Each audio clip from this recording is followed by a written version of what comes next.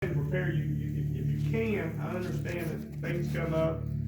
If you're able to come over the next several weeks, please come. Please invite somebody. We're gonna be going into defending our faith. Like there are times when we have to talk about what we believe in. There are times when we have to know what we believe, because we're reaching out to generations that are lost and confused and have kind of formulated their own opinion. So you have to know what you believe in a lot of cases before somebody that don't believe decides to believe. Like you may be that saving grace in the information that you give. So today we're going to be in week 8. We're still in for purpose. But I didn't want to put it up there and throw you guys off. So this is week 8, and we're going to be on this topic it's kind of like a subtopic in purpose of defending our faith.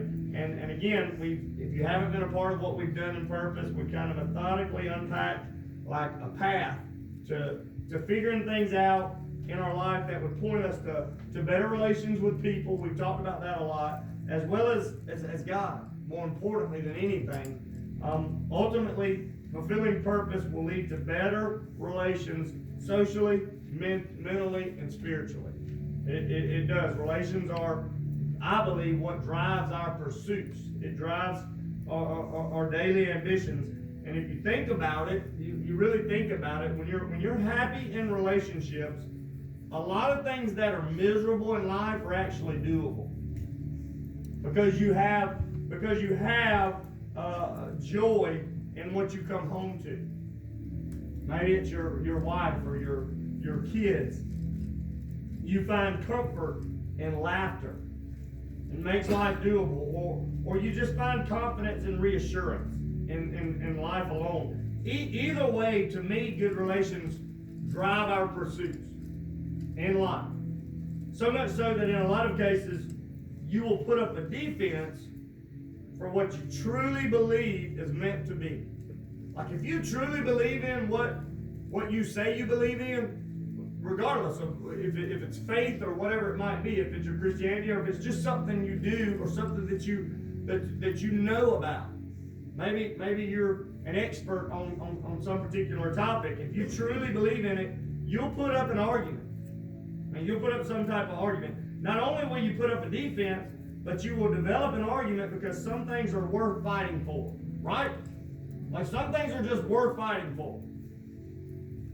I'll say this to kind of give us leadway into this message, and I believe this should really just grab all our attention. If what you believe is true in Christ, in and over your life, is it not worth fighting for?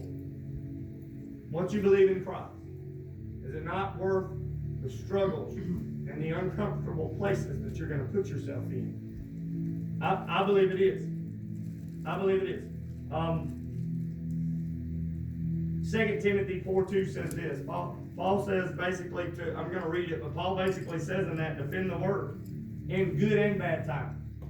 Doesn't matter if you're going through a good time, if you're going through a bad time. You better have a defense.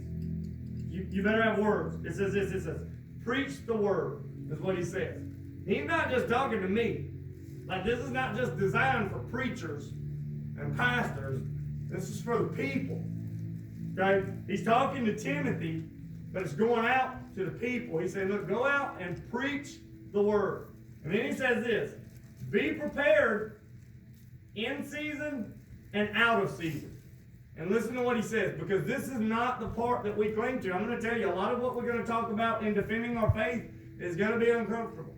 It's going to be really uncomfortable. Because this is what he says, correct. That's not a comfortable position to be in.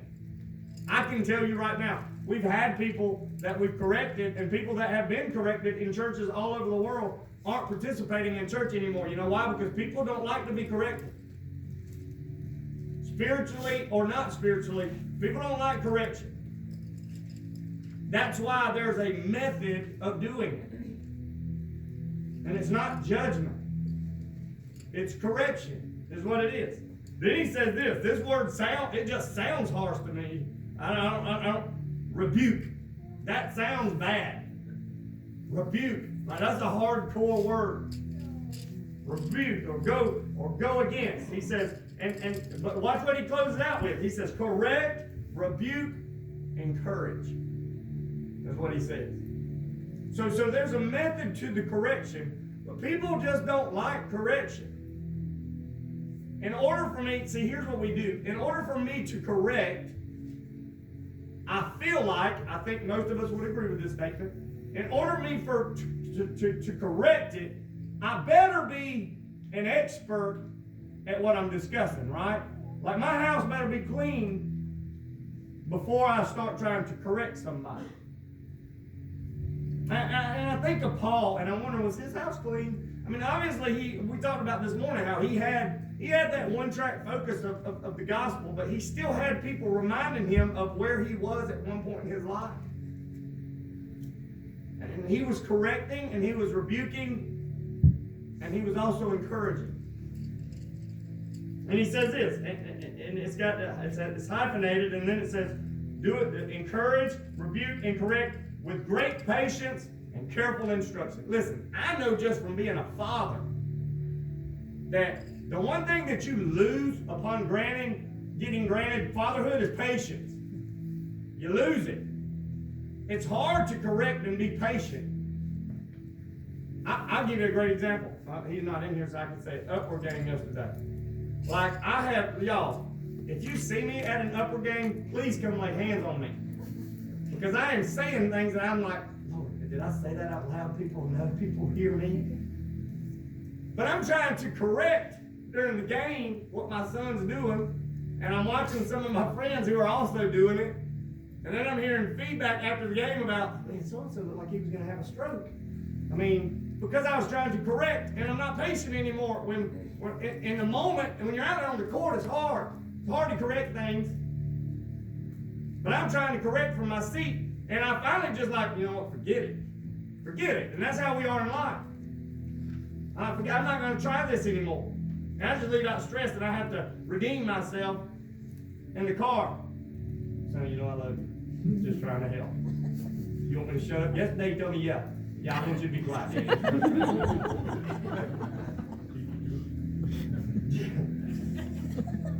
I thought he was going to say, no, I like when you cheer for me.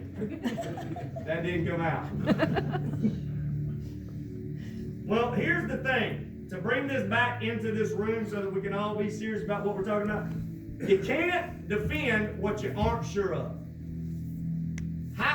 How are you going to give an account for what you believe when you don't know what you believe? And most all of us struggle in discussing, let alone explaining what we believe. And here's the thing, and why you believe it. Like if I were to pull someone up here right now and say, you know, what do you believe? Well, I believe in Christ. Why do you believe it? Most of us would have the same response. And I'll get to that part. But if we're being honest and we're being transparent with today's message, most of that revolves around week 2's topic of making eternal things priority. Right? Is it important enough for you to dig? Is it important enough for you to know more about salvation and Christianity? Because here's the deal. If it's not really important to us, we are comfortable not knowing a lot about it. Right? Like if it's not important to us, we're okay with not knowing about it. It's like sports that I'm a fan of. And I told my nephew, I said, man, the Lord must have directed you out there because you ain't been here in like 2 months and you're here today. And I got a son in here, and I love him. That was just a boy on him. I'm sorry. So I love watching soccer. I love it. I mean, I really enjoy it. If you've never been to a soccer game, go to it. I like watching it. I can't play it. I mean, I have no ability whatsoever to play. Nor can I tell you how to play or what the basics are. See, basketball, I know. I had a lady sitting beside me at the game the other night. She was asking me all these little questions about basketball, and I was explaining it to her. Well, don't do that in soccer because I can't tell you what's going on. So it would be ignorant for me to get into a debate with my nephew. Wouldn't be smart at all. Who to me is an all-star soccer participant. I don't even know what you call it. My information, because I lack so much knowledge and insight about soccer, is really irrelevant compared to what he can. I can watch him play a game, and he's really good at that too, and he can explain that, and me still not know what's going on. But my information is irrelevant. And here's the deal. That's how a lot of our Christianity is in this day and time. A lot of what we believe, and a lot of believers right now are sitting on that same. Me watching a soccer game is like a lot of us sitting in church buildings. We like a lot about it, and it can be very entertaining. But it isn't really interesting enough for me to dig into. It doesn't affect, and it doesn't change my desires to do or not do what I'm already taking part in. Okay? Because it's not really that big of a deal to me. I'm okay sitting and hearing about God's grace and these type of things. Another good example to me is our basketball team in Truthland. They're 28-0. That means 28 teams have fell victim to this team. It's a passionate group. I think when you're 28-0, you aren't getting games where people are coming in half-hearted. Like they're giving you everything that they have because they want to beat that number one team. On any given night in basketball, I think that can happen. How do you even beat 28 teams in a row? Like without a loss. Like I can't go 28 minutes in my life without something happening. But they win a whole season. The first line of defense to me is knowing the opponent or the other team and knowing your team. Knowing what you're capable of. There's an immense amount of time that goes into figuring out incoming teams. They watch film. They call opponents. They go to other games. They get information. They plan based off of large amounts of research and preparation. And that's how our belief in Christ has to be. And then they plan accordingly. They put their research into play, like on the court. They put it into play. Their defense, which is designed to keep the other team from scoring, it's relentless. And here's the thing with me. Our defense and how we stand up for what we believe, we have to be relentless in our pursuit for people that are lost. Today's message is going to be kind of foundational. And it's going to direct us to where we need to go. I'll tell you about that. It's time consuming to become an expert. It's time consuming to know about what you believe. It's easier to just sit and listen and be convicted emotionally and to attach yourself to it and feel something. But it's different when you really have to invest time into digging and reading and sitting down and writing and those type of things. But listen, those days are coming. I believe that time is right now. Now I'm going to get old school and say this. We have to dust off our Bibles. We have to dust them off. We have to get them down and we have to start reading. A belief in something without a purpose for believing it is irrelevant. And it doesn't make sense. Like if you don't know why you believe it, it doesn't really have a point behind it. Why would people that have never seen a typhoon or a tsunami even believe they exist? Because someone else has seen it and they have what? Proof. They have proof. Why would we believe in George Washington when we've never really seen him? Because they have proof. And there are history books that tell about his existence. Why would people in the Bible die for what they believe? You know why? Because they saw it. They saw it. And they read it. And they wrote about it. Our reason, I'll say this, our reason for believing what we believe, it cannot be what most of us would say if we came up here. It cannot be faith. I mean, that's a big part of it. But that can't be your crutch or your safe haven.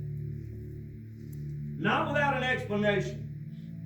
Not without an explanation. So for the next couple of weeks, we're gonna dive into what you call apologetics, is what it's gonna be. It's a defense or reason for knowing what you believe in Christianity. It's imperative to our world that we know what and why we believe it. I'll tell you why, because people that don't believe a lot of times are some of the smartest people in the world. And a lot of them have done their research. A lot of them have been through trials in life. It's hard to talk to people who have made up their mind that I'm not going to believe. But I'll tell you this, millions of people are dying every single day not knowing Christ.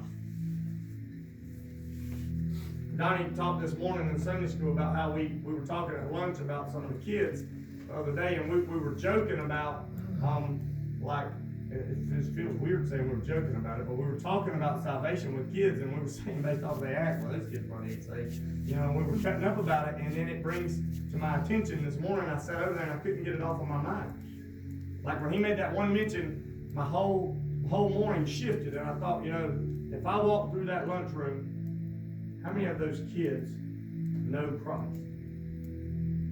Because that should be our purpose. And am I ready to stand before kids and defend what I believe and tell them? Because there are some kids there that are in some broken places. I've talked to kids that are fostered. I've talked to kids where their parents are incarcerated. I've talked to kids where their parents are alcoholics. I've talked to kids that don't even know their parents. I've talked to kids that don't even have parents. Those are broken spots. So do they have reason to believe? Well, they're going to want a reason. They're going to want a reason. Millions of people on this world right now are misguided through the direction of culture and conformity and acceptance of this statement: do what makes you happy. Be who makes you happy.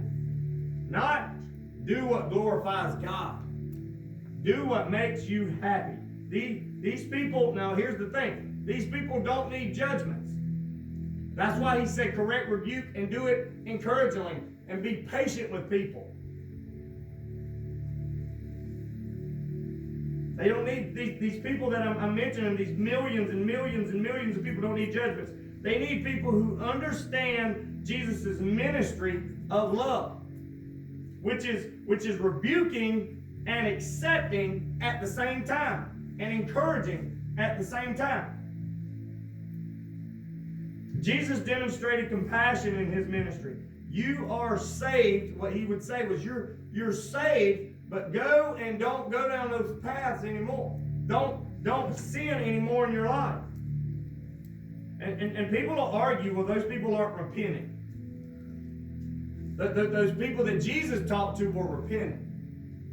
They were open to change. Well, here's the thing. Not until he showed up with compassion, the lady at the well would still be going to the well. The same way that she went had Jesus not showed up. The man at the pool would still be laying by the pool had Jesus not showed up with compassion. The guy at the roof would have never been lowered down had he not been where he needed to be. None of that would have happened. But it was compassion. Here's the thing. More millions are suffering from abuse, addictions, brokenness, molestations, hunger, poverty, depression, and the list just goes on and on. You know what they want? Answers. Answers. These people don't want to hear, you just have to have faith. They don't want to hear that. Faith is essential to what we believe. I believe that 100%. It's essential. You gotta have it. Even Jesus said told Tommy when he had to see it. Remember when Thomas said, "Look, I've got to see it." And Jesus showed up for him and he showed him, but then he said, you know, you believe because you're seeing it, but blessed are those people that are going to have faith. Blessed are those people that are going to just know, even though they haven't seen it, that it's going to exist.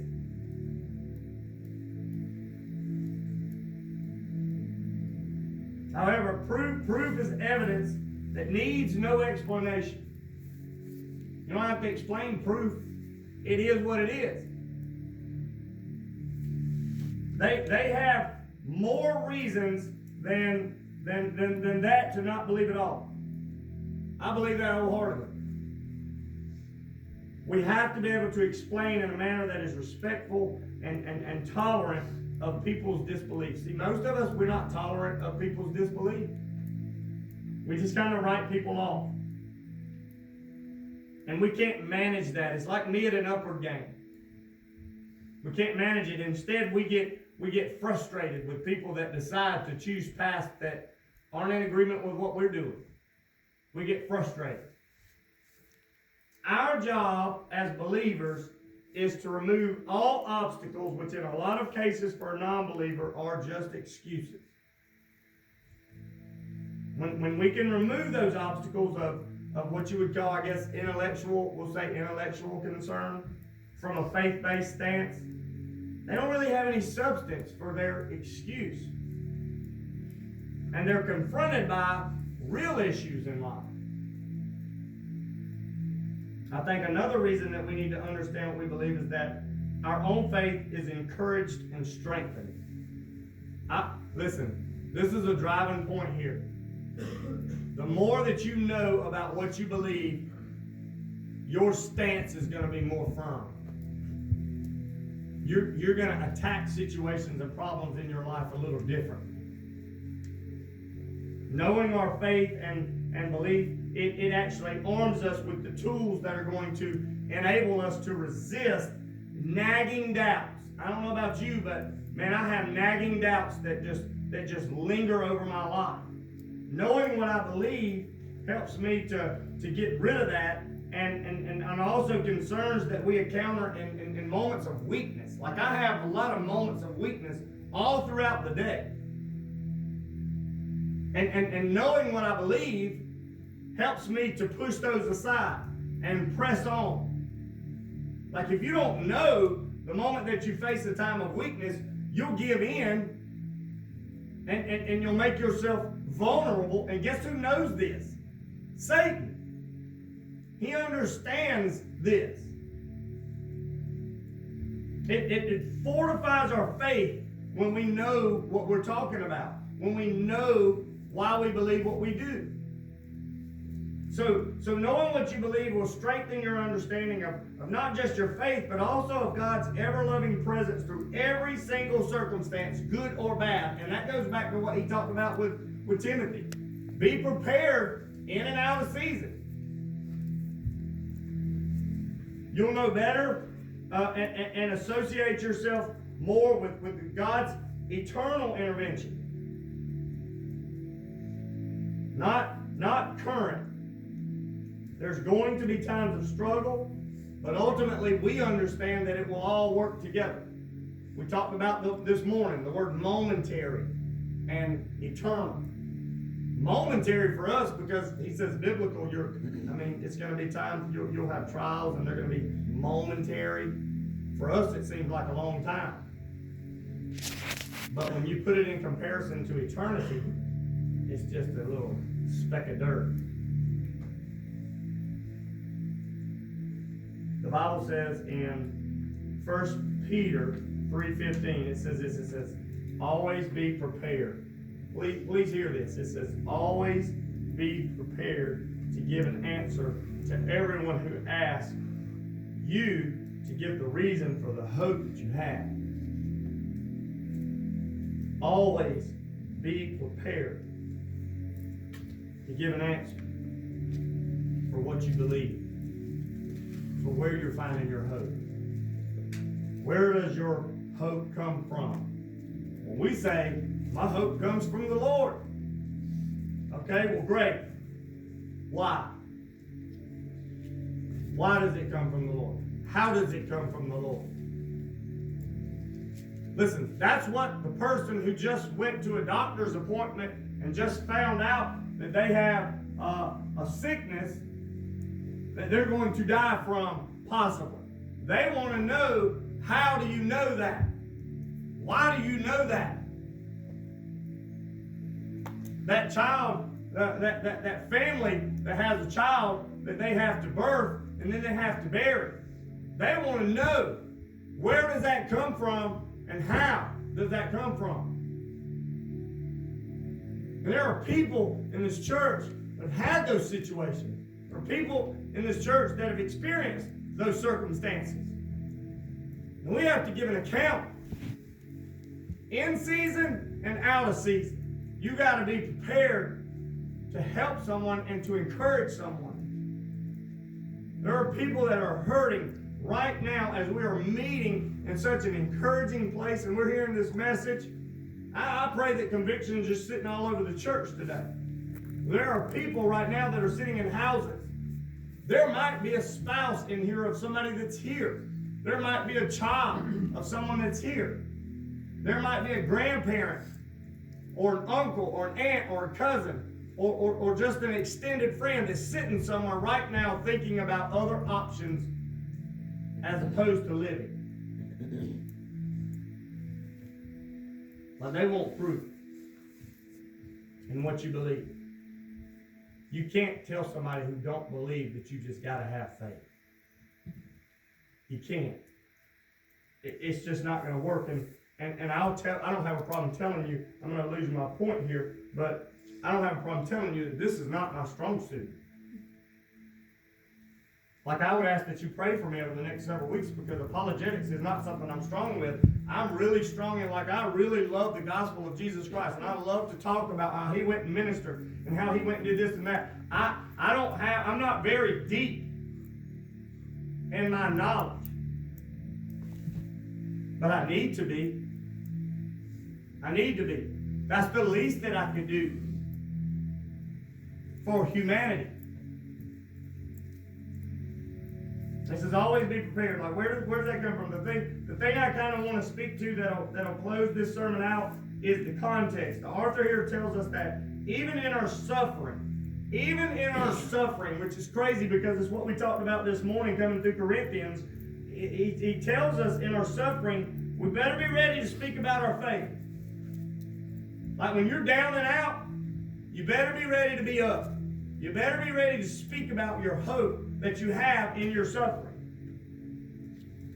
And he's actually, in this particular passage, this is the convicting part, and this is why I wanted it to be the foundational part before we go into really defending, is because he's talking to believers here. He's talking to people that already believe in salvation and believe in Christ.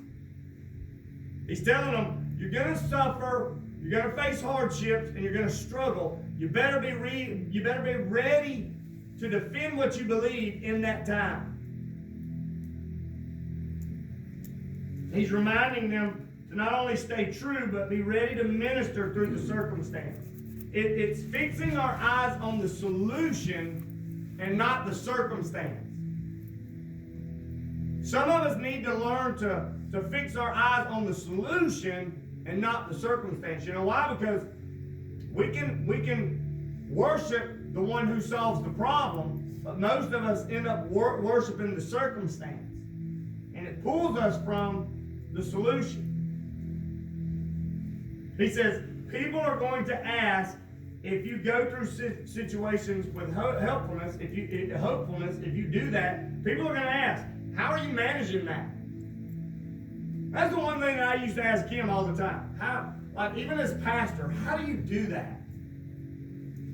Like, where are you finding the strength inside your cancer-ridden body to glorify God? Like, you have every reason in the world to be angry and upset right now. But here's the deal. She knew what she believed. She could explain to you. She could write away any argument that you had. And through her suffering, you felt it and you knew it. And she led people to Christ in her dying days because she knew what she believed. And she could have easily cashed it in. He says, be ready for a conversation. A a conversation that most of us would be a lot more comfortable sidestepping. He doesn't say, be prepared to shut it down. He says, prepare to give an answer to everyone, not just believers, everyone for your reasons of hope. Why? Why should we have to answer, and why would people even ask? Why would people even ask us? Well, I'll tell you this. People want the ingredients for things that taste good. People want the recipe for success. People want the tips of success stories. People want to know, how do you get to 28 and up? That don't just happen. Like, how do you move through cancer? How do you move through loss? How do you navigate through circumstances in life that you don't have any control over? Paul knew a day was coming where we would sacrifice the good for the bad. And that's what a lot of us have done. I'll just be real with you. I've done it in my life. He knew we would give up Christ in our struggle and take up grief and sorrow. Do you even understand that we do that? Like, I want to come out of this verse. Do you understand that we do that? We have this wonderful, wonderful opportunity to glorify Christ in all things that we do, to learn more about a God that created this master plan of salvation to rescue us. And we just cash that in. The moment something comes into our life, man, we just cash that in, and we lay that at the altar, and we pick up grief, and we pick up sorrow, and we pick up all these other things that culture and conformity is throwing at us. And the problem with that, y'all, is that when we pick that up, it infects and affects everybody around us. It affects your witness. It affects your testimony. It affects what you believe in life. So we just cash in the good for the bad.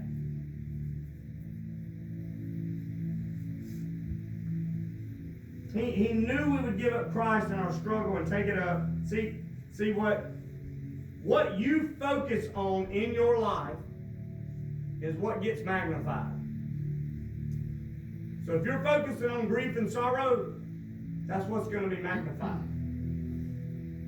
But I firmly believe if you leave here today focused on Christ as a family, as an individual, it'll get magnified. And everything that you encounter tomorrow will have Christ in it. Some way, shape, or form, he'll be pulled right into it. But listen, we have to stop being a church of sitters. I'm not just talking about this church. I'm talking about every church in the world. We have to start digging. Y'all, I started watching the Left Behind series, and I know that's weird, but I start thinking about that, and that's a scary time that's coming. That there are going to be people that are going to be sucked right out of cars that have people and passengers in them. There are going to be airplanes with pilots that are believers that are going to be snatched out of those airplanes, and hundreds of people on those airplanes are going to perish. There's so much work to be done. And I watched Kirk Cameron minister to these people, and I just feel this conviction of it has to be that for us. Like, we have to be the guy on the street corner preaching to people, knowing that it's right around the corner. Like, you can call it whatever you want. You can call it a Bible thumper. You can call it whatever you want. But the fate of millions of people are in our hands. Think about the people that you encounter on a daily basis at work or in shopping centers or wherever you might be that are lost. And we just kind of chalk it up and pray for them. And we avoid the conversations of, hey, have you ever thought about coming to church? Have you ever thought about accepting the Lord? Are you a believer in Christ? That's always been a hard conversation to me. Because again, I don't like to correct people because I realize that I have a past. And I get hung up on that. I can't witness to people because I've done things wrong. I can't tell you how to do something right when I can't do it right. Well, here's what God said. Don't get caught up on what you did wrong. I've forgotten that. I've washed that away. You need to go out and witness to people. Defending starts at knowing, regardless of the circumstance, that God has a plan. Listen, if God exists, then there is ultimate meaning and purpose to your life. If God really does exist, there is ultimate meaning and purpose in your life. If there's purpose to your life, then there is a real right and wrong way to live it, right? We're getting apologetical here. So if there's a God, let's just lay the first steps to this. If there's a God, there's purpose in your life. If there's purpose in your life, there's a right and a wrong way to do it. And it doesn't matter how you live or what you believe. That's actually down further. It says choices that you make here will not only affect you here, but they're going to affect you where? In eternity. So if there's a right way to do it and a wrong way to do it, and you do it right, you'll be where you need to be. The argument is here. If there is no God, which we don't believe that at all, we know there's a God, then your life ultimately means nothing. Since there's no enduring purpose to life, there's no right or wrong way to live it. And it doesn't matter how you live or what you believe. Your destiny is going to be dirt, dust, all of it. But here's my plea. Which one are you safer with? Because the alternative to spending eternity with Christ in heaven is an eternal punishment in hell. So if there's a right and a wrong way, that introduces moral law. Right? Moral law. There's a good way to do it and there's a bad way to do it. So we've already established it in this first day that if there's a moral law, then there has to be a God, there has to be a purpose, there has to be a creator. Someone had to initiate that.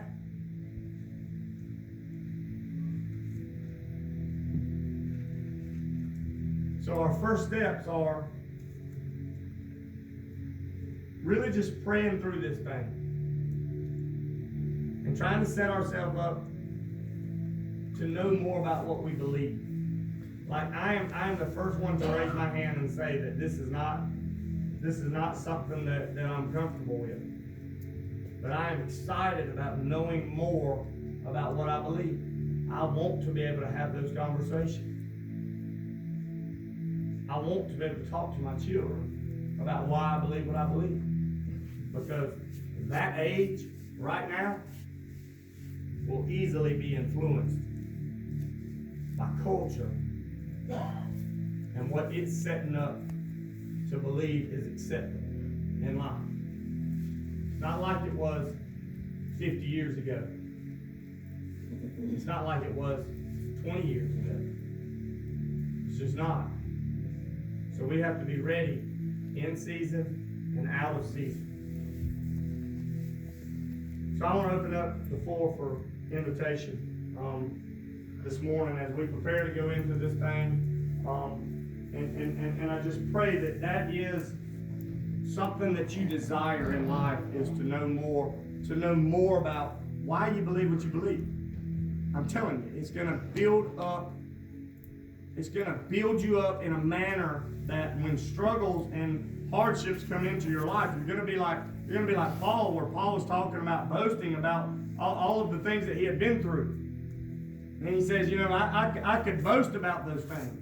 Like I could brag about those things, but I'm not. God brought me through those things. Like because of my hardships and my situations, I was closer to Christ.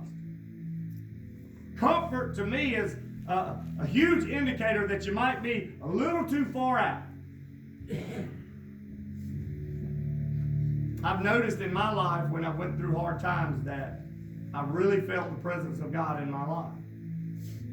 Like a guiding hand. Maybe it's through my wife, or maybe it's through my children, or just maybe it's just a spiritual presence that I feel. But I've noticed that I always feel comforted by some presence. And that's God, I believe, 100%. We have to be able to define that. We have to be able to explain that. We have to be able to let people know that. So I'm going to ask Payne, if you would, to go ahead and play our song of invitation. And if you want to come up and you want to pray into this thing, man, maybe you want to turn your life over to Christ. Maybe you want to pray about the direction that we're going in. Use that time to do that.